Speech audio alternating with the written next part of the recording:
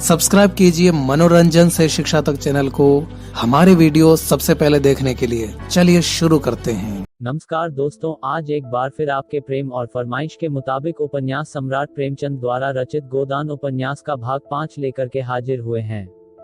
गोदान भाग 5। उधर गोबर खाना खाकर अहिराने में पहुंचा। आज जुनिया से उसकी बहुत सी बातें हुई थीं। जब वह गाय लेकर चला था तो जुनिया आधे रास्ते तक उसके साथ आई थी। गोबर अकेला गाय को कैसे ले जाता? अपरिचित व्यक्ति के साथ जाने में उसे आपत्ति होना स्वाभाविक था। कुछ दूर चलने के बाद जुनिया ने गोबर को मर्म भरी आंखों से देखकर कहा, अब तुम काहे को यहाँ कभी आओगे?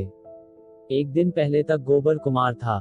गांव में जितनी युवतियां थीं, वह या तो उसकी बहनें थीं या भाभियां। बहनों से तो कोई छेड़छाड़ हो ही क्या सकती थी। भाभियां अलबत्ता कभी कभी उससे ठठोली किया करती थीं, लेकिन वह केवल सरल विनोद होता था। उनकी दृष्टि में अभी उसके यौवन में केवल फूल लगे थे। जब तक फल न लग जाया उस पर ढेले फेंकना व्यर्थ की बात थी। और किसी ओर से प्रोत्साहन न पाकर उसका कौमार्य उसके गले से चिपटा हुआ था। जुनिया का वंचित मन, जिसे भाभियों के व्यंग और हास विलास ने और भी लोलुप बना दिया था, उसके कौमार्य ही पर ललचा उठा। और उस कुमार में भी पत्ता खड़कते ही किसी सोए हुए शिकारी जानवर की तरह यौवन जाग उठा। गोबर ने आवरणहीन रसिकता के साथ कहा, अगर भिक्षुक को भीख मिलने की आशा हो तो वह दिन भर और रात भर दाता के द्वार पर खड़ा रहे। जुनिया ने कटाक्ष करके कहा, तो यह कहो तुम भी मतलब के यार हो। गोबर की धमनियों का रक्त प्रबल हो उठा। बोला, भूखा आदमी अगर हाथ फैलाए तो उसे क्षमा कर देना चाहिए। जुनिया और गहरे पानी में उतरी। भिक्षुक जब तक 10 द्वारे न जाए उसका पेट कैसे भरेगा? मैं ऐसे भिक्षुकों को मुंह नहीं लगाती। ऐसे तो गली गली मिलते हैं। फिर भिक्षुक देता क्या है? असीस। असीसों से तो किसी का पेट नहीं भरता। मंद बुद्धि गोबर जुनिया का आशय न समझ सका। जुनिया छोटी तभी से ग्राहकों के घर दूध लेकर जाया करती थी। ससुराल में उसे ग्राहकों के घर दूध पहुंचाना पड़ता था। आजकल भी दही बेचने का भार उसी पर था। उसे तरह तरह के मनुष्यों से साबिका पड़ चुका था। 2-4 रुपए उसके हाथ लग जाते थे, घड़ी भर के लिए मनोरंजन भी हो जाता था। मगर यह आनंद जैसे मंगनी की चीज हो। उसमें टिकाव न था, समर्पण न था, अधिकार न था। वह ऐसा प्रेम चाहती थी जिसके लिए वह जिए और मरे, जिस पर वह अपने को समर्पित कर दे। वह केवल जुगनू की चमक नहीं, दीपक का स्थायी प्रकाश चाहती थी। वह एक गृहस्थ की बालिका थी जिसके गृहिणीत्व को रसिकों की लगावटबाजियों ने कुचल नहीं पाया था। गोबर ने कामना से उद्दीप मुख से कहा, भिक्षुक को एक ही द्वार पर भरपेट मिल जाए तो क्यों द्वार द्वार घूमे? जुनिया ने सदैव भाव से उसकी ओर ताका। कितना भोला है, कुछ समझता ही नहीं। भिक्षुक को एक द्वार पर भरपेट कहाँ मिलता है? उसे तो चुटकी ही मिलेगी। सरबस तो तभी पाओगे जब अपना सरबस दोगे। उद्धरण, मेरे पास क्या है जुनिया? उद्धरण, तुम्हारे पास कुछ नहीं है। मैं तो समझती हूँ मेरे लिए तुम्हारे पास जो कुछ है वह बड़े बड़े लखपतियों के पास नहीं है। तुम मुझसे भीख न मांगकर मुझे मोल ले सकते हो। उद्धरण। गोबर उसे चकित नेत्रों से देखने लगा। जुनिया ने फिर कहा, और जानते हो दाम क्या देना होगा? मेरा होकर रहना पड़ेगा। फिर किसी के सामने हाथ फैलाए देखूंगी तो घर से निकाल दूंगी। गोबर को जैसे अंधेरे में टटोलते हुए इच्छित वस्तु मिल गई।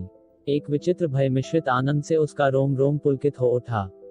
लेकिन यह कैसे होगा? जुनिया को रख ले तो रखेली को लेकर घर में रहेगा कैसे? बिरादरी का झंझट जो है, सारा गांव काम काम करने लगेगा। सभी दुश्मन हो जाएंगे। अम्मा तो इसे घर में घुसने भी न देगी। लेकिन जब स्त्री होकर यह नहीं डरती तो पुरुष होकर वह क्यों डरे? बहुत होगा, लोग उसे अलग कर देंगे। वह अलग ही रहेगा। जुनिया जैसी औरत गांव में दूसरी कौन है? कितनी समझदारी की बातें करती है। क्या जानती नहीं कि मैं उसके जोग नहीं हूँ? फिर भी मुझसे प्रेम करती है। मेरी होने को राजी है। गांव वाले निकाल देंगे तो क्या संसार में दूसरा गांव ही नहीं है? और गांव क्यों छोड़े? मातादीन ने चमारिन बैठा ली तो किसी ने क्या कर लिया? दातादीन दांत कटकटा कर रह गए। मातादीन ने इतना जरूर किया कि अपना धर्म बचा लिया। अब भी बिना स्नान पूजा किए मुंह में पानी नहीं डालते। दोनों जून अपना भोजन आप पकाते हैं और अब तो अलग भोजन नहीं पकाते। दातादीन और वह साथ बैठकर खाते हैं। झिंगुरी सिंह ने बामहनी रख ली, उनका किसी ने क्या कर लिया? उनका जितना आदर मान तब था उतना ही आज भी है, बल्कि और बढ़ गया। पहले नौकरी खोजते फिरते थे, अब उसके रुपए से महाजन बन बैठे। ठकुराई का रोग तो था ही, महाजनी का रोग भी जम गया। मगर फिर ख्याल आया, कहीं जुनिया दिल लगी न कर रही हो। पहले इसकी ओर से निश्चिंत हो जाना आवश्यक था। उसने पूछा, मन से कहती हो जूना की खाली लालच दे रही हो? मैं तो तुम्हारा हो चुका, लेकिन तुम भी हो जाओगी। तुम मेरे हो चुके, कैसे जानूं? उद्धरण, तुम जान भी चाहो तो दे दूं। उद्धरण, जान देने का अर्थ भी समझते हो? उद्धरण, तुम समझा दो न। उद्धरण, जान देने का अर्थ है साथ रहकर निबाह करना। एक बार हाथ पकड़कर उम्र भर निबाह करते रहना, चाहे दुनिया कुछ कहे, चाहे माँ बाप, भाई बंद, घर द्वार सब कुछ छोड़ना पड़े। मुंह से जान देने वाले बहुतों को देख चुकी।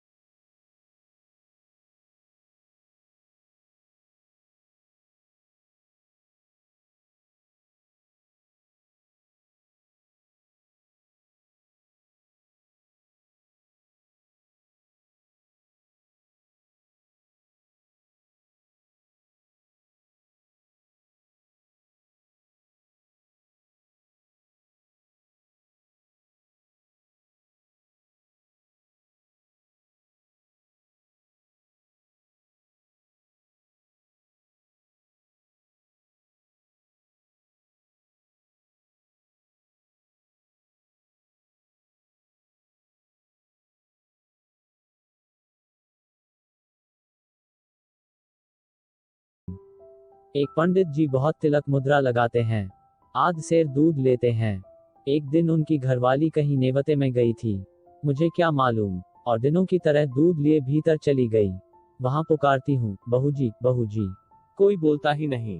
इतने में देखती हूँ तो पंडित जी बाहर के किवाड़ बंद किए चले आ रहे हैं। मैं समझ गई इसकी नीयत खराब है। मैंने डांट कर पूछा, तुमने किवाड़ क्यों बंद कर लिए? क्या बहू जी कहीं गई हैं? घर में सन्नाटा क्यों है? उसने कहा, वह एक नेवते में गई हैं, और मेरी ओर दो पग और बढ़ आया। मैंने कहा, तुम्हें दूध लेना हो तो लो, नहीं मैं जाती हूँ। बोला, आज तो तुम यहाँ से न जाने पाओगी जूनी रानी, रोज रोज कलेजे पर छुरी चलाकर भाग जाती हो, आज मेरे हाथ से न बचोगी। तुमसे सच कहती हूँ। गोबर, मेरे रोए खड़े हो गए। गोबर आवेश में बोला, मैं बच्चा को देख पाऊं तो खोदकर जमीन में गाड़ दूं, खून चूस लूं, तुम मुझे दिखा तो देना।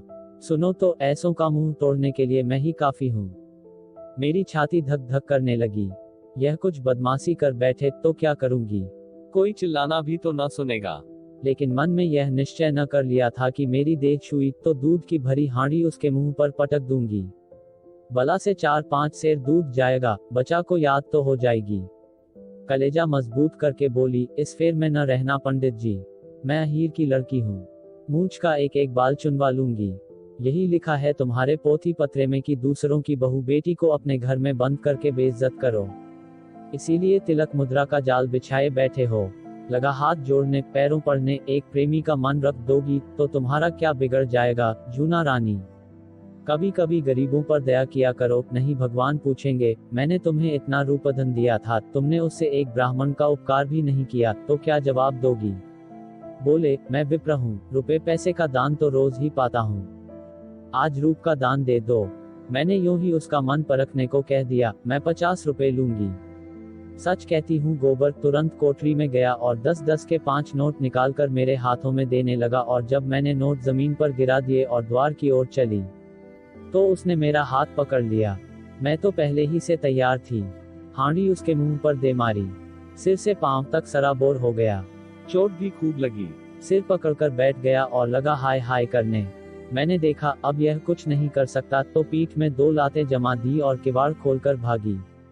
गोबर ठट्ठा मारकर बोला, बहुत अच्छा किया तुमने। दूध से नहा गया होगा। तिलक मुद्रा भी धुल गई होगी। मूंछें भी क्यों न उखाड़ ली।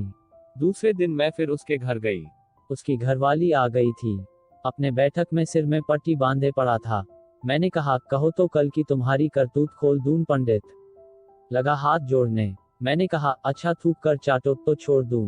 सिर जमीन पर रगड़कर कहने लगा, अब मेरी इज्जत तुम्हारे हाथ है जूना, यही समझ लो कि पंडिताइन मुझे जीता न छोड़ेंगी। मुझे भी उस पर दया आ गई। गोबर को उसकी दया बुरी लगी। यह तुमने क्या किया? उसकी औरत से जाकर कह क्यों नहीं दिया? जूतों से पीटती। ऐसे पाखंडियों पर दया न करनी चाहिए। तुम मुझे कल उनकी सूरत दिखा दो, फिर देखना कैसी मरम्मत करता हूँ। जुनिया ने उसके अर्ध विकसित यौवन को देखकर कहा, तुम उसे न पाओगे। खासा देव है, मुफ्त का माल उड़ाता है कि नहीं। गोबर अपने यौवन का यह तिरस्कार कैसे सहता। डींग मारकर बोला, मोटे होने से क्या होता है, यहाँ फौलाद की हड्डियां हैं। 300 डंड रोज मारता हूँ। दूध भी नहीं मिलता। नहीं, अब तक सीना यूं निकल आया होता। यह कहकर उसने छाती फैलाकर दिखाई। जुनिया ने आश्वस्त आंखों से देखा, अच्छा कभी दिखा दूंगी, लेकिन यहाँ तो सभी एक से हैं, तुम किस किस की मरम्मत करोगे। न जाने मर्दों की क्या आदत है कि जहाँ कोई जवान सुंदर औरत देखी और बस लगे घूरने छाती पीटने। और यह जो बड़े आदमी कहलाते हैं, ये तो निरे लंपट होते हैं। फिर मैं तो कोई सुंदरी नहीं हूँ। गोबर ने आपत्ति की, तुम्हें देखकर तो यही जी चाहता है कि कलेजे में बिठा लें। जुनिया ने उसकी पीठ में हल्का सा घूंसा जमाया, लगे औरों की तरह तुम भी चापलूसी करने। मैं जैसी कुछ हूँ वह मैं जानती हूँ, मगर इन लोगों को तो जवान मिल जाए, घड़ी भर मन बहलाने को और क्या चाहिए। गुण तो आदमी उसमें देखता है जिसके साथ जन्म भर निबाह करना हो। सुनती भी हूँ और देखती भी हूँ, आजकल बड़े घरों की विचित्र लीला है। जिस महल्ले में मेरी ससुराल है, उसी में गपडू नाम के काश्मीरी रहते थे। बड़े भारी आदमी थे। उनके यहाँ 5 सेर दूध लगता था। उनकी 3 लड़कियां थीं। कोई 20-20, 25-25 की होंगी। एक से एक सुंदर। तीनों बड़े कॉलेज में पढ़ने जाती थीं। एक साइड कॉलेज में पढ़ाती भी थी। 300 का महीना पाती थी। सितार वह सब बजावें, हारमोनिया वह सब बजावें, नाचे वह गावे वह। लेकिन ब्याह कोई न करती थी। राम जाने वह किसी मर्द को पसंद नहीं करती थी कि मर्द उन्हीं को पसंद नहीं करता था। एक बार मैंने बड़ी बीबी से पूछा तो हंसकर बोली, हम लोग यह रोग नहीं पालते, मगर भीतर ही भीतर खूब गुलछर्रे उड़ाती थीं। जब देखूं 2-4 लौंडे उनको घेरे हुए हैं। जो सबसे बड़ी थी वह तो कोट पतलून पहनकर घोड़े पर सवार होकर मर्दों के साथ सैर करने जाती थी। सारे शहर में उनकी लीला मशहूर थी। गपडू बाबू सिर नीचा किए, जैसे मुंह में कालिक सी लगाए रहते थे। लड़कियों को डांटते थे, समझाते थे, पर सबकी सब खुल्लम खुल्ला कहती थी, तुमको हमारे बीच में बोलने का कुछ मजाल नहीं है। हम अपने मन की रानी हैं, जो हमारी इच्छा होगी वह हम करेंगे। बेचारा बाप जवान जवान लड़कियों से क्या बोले। मारने बांधने से रहा, डांटने डपटने से रहा, लेकिन भाई बड़े आदमियों की बातें कौन चलाए। वह जो कुछ करें सब ठीक है। उन्हें तो बिरादरी और पंचायत का भी डर नहीं। मेरी समझ में तो यही नहीं आता कि किसी का रोज रोज मन कैसे बदल जाता है। क्या आदमी गाय बकरी से भी गया बीता हो गया है। लेकिन किसी को बुरा नहीं कहती भाई, मन को जैसा बनाओ वैसा बनता है। ऐसों को भी देखती हूँ जिन्हें रोज रोज की दाल रोटी के बाद कभी कभी मुंह का स्वाद बदलने के लिए हलवा पूरी भी चाहिए। और ऐसों को भी देखती हूँ जिन्हें घर की रोटी दाल देखकर ज्वर आता है। कुछ बेचारियां ऐसी भी हैं जो अपनी रोटी दाल में ही मगन रहती हैं। हलवा पूरी से उन्हें कोई मतलब नहीं। मेरी दोनों भावजों ही को देखो। हमारे भाई काने को बड़े नहीं हैं, 10 जवानों में एक जवान है, लेकिन भावजों को नहीं भाते। उन्हें तो वह चाहिए जो सोने की बालियां बनवाए, महीन साड़ियां लाए, रोज चाट खिलाए। बालियां और मिठाइयां मुझे भी कम अच्छी नहीं लगती, लेकिन जो कहो कि इसके लिए अपनी लाज बेचती फिरूं तो भगवान इससे बचाया। एक के साथ मोटा झोटा खा पहनकर उम्र काट देना, बस अपना तो यही राग है। बहुत करके तो मर्द ही औरतों को बिगाड़ते हैं। जब मर्द इधर उधर ताक झांक करेगा तो औरत भी आंख लड़ाएगी। मर्द दूसरी औरतों के पीछे दौड़ेगा तो औरत भी जरूर मर्दों के पीछे दौड़ेगी। मर्द का हरजाईपन औरत को भी उतना ही बुरा लगता है। जितना औरत का मदद को। यही समझ लो, मैंने तो अपने आदमी से साफ साफ कह दिया था, अगर तुम इधर उधर लपके तो मेरी भी जो इच्छा होगी वह करूंगी। यह चाहो कि तुम तो अपने मन की करो और औरत को मार के डर से अपने काबू में रखो, तो यह न होगा। तुम खुले खजाने करते हो, वो छिप कर करेगी। तुम उसे जलाकर सुखी नहीं रह सकते। गोबर के लिए यह एक नई दुनिया की बातें थीं। तन में होकर सुन रहा था। कभी कभी तो आप उसके पांव रुक जाते, फिर सचेत होकर चलने लगता। जुनिया ने पहले अपने रूप से मोहित किया था, आज उसने अपने ज्ञान और अनुभव से भरी बातों और अपने सतीत्व के बखान से मुग्ध कर लिया। ऐसी रूप, गुण, ज्ञान की आगरी उसे मिल जाए तो धन्य भाग। फिर वह क्यों पंचायत और बिरादरी से डरे। जुनिया ने जब देख लिया कि उसका गहरा रंग जम गया, तो छाती पर हाथ रखकर जीभ दांत से काटती हुई बोली, अरे यह तो तुम्हारा गांव आ गया। तुम भी बड़े मुरहे हो, मुझसे कहा भी नहीं कि लौट जाओ। यह कहकर वह लौट पड़ी। गोबर ने आग्रह करके कहा, एक क्षण के लिए मेरे घर क्यों नहीं चलती। अम्मा भी तो देख लें। जुनिया ने लज्जा से आंखें चुराकर कहा, तुम्हारे घर यूं न जाऊंगी। मुझे तो यही अचरज होता है कि मैं इतनी दूर कैसे आ गई। अच्छा बताओ अब कब आओगे। रात को मेरे द्वार पर अच्छी संगत होगी, चले आना, मैं अपने पिछवाड़े मिलूंगी। और जो न मिली, उद्धरण, तो लौट जाना। उद्धरण, तो फिर मैं न आऊंगा। उद्धरण, आना पड़ेगा, नहीं कहे देती हूँ। उद्धरण, तुम भी वचन दो कि मिलोगी। उद्धरण, मैं वचन नहीं देती। उद्धरण, तो मैं भी नहीं आता। उद्धरण, मेरी बला से। उद्धरण, जुनिया अंगूठा दिखाकर चल दी। प्रथम मिलन में ही दोनों एक दूसरे पर अपना अपना अधिकार जमा चुके थे। जुनिया जानती थी, वह आएगा, कैसे न आएगा। गोबर जानता था, वह मिलेगी, कैसे न मिलेगी। गोबर जब अकेला गाय को हाँकता हुआ चला तो ऐसा लगता था मानो स्वर्ग से गिर पड़ा है। गोदान उपन्यास के अगले भाग के लिए हमें कमेंट करके जरूर बताएं। शीघ्र ही आपके प्रेम और फरमाइश के मुताबिक हम लेकर के हाजिर होंगे। हमें उम्मीद है कि आपको हमारा यह वीडियो जरूर पसंद आया होगा। अगर आपको हमारा वीडियो पसंद आया है तो लाइक करें, सब्सक्राइब करें और दूसरों के साथ शेयर करना न भूलें। Thank you for watching.